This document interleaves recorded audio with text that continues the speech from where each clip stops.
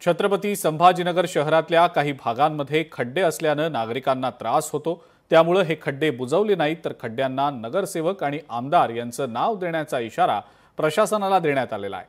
उस्मानपुरा भागातल्या रमाई चौक, नागसेन नगर, त्रिभुवन चौक या वर्दळीच्या मुख्य रस्त्याचं काम निकृष्ट दर्जाचं करण्यात आलेलं असून जागोजागी मोठे खड्डे पडलेत। या रस्त्याची तत्काळ दुरुस्ती करून द्यावी, अन्यथा या रस्त्यावरच्या खड्ड्यांना नगरसेवक आणि आमदारांचं नाव दिलं जाईल असा इशारा परिसरातल्या नागरिकांनी आणि परिवर्तनवादी चळवळ संघटनेतर्फे देण्यात आलेला आहे।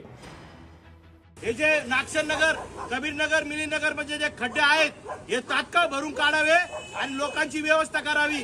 येणाऱ्या काही दिवसात इथं शाळा सुरू होणार आहेत। शाळा सुरू झाल्यावर इथल्या बालकांना, विद्यार्थ्यांना जाणे येण्याची व्यवस्था इथल्या शासनाने करावी, अन्यथा पूर्ण नागसेन नगर, कबीर नगर, मिली नगरचे लोक तुमच्या ऑफिस समोर, तुमच्या घरासमोर आणून बसवल्याशिवाय आम्ही राहणार नाही। लोकशाही मराठी ऐका, पहा, जागरूक रहा।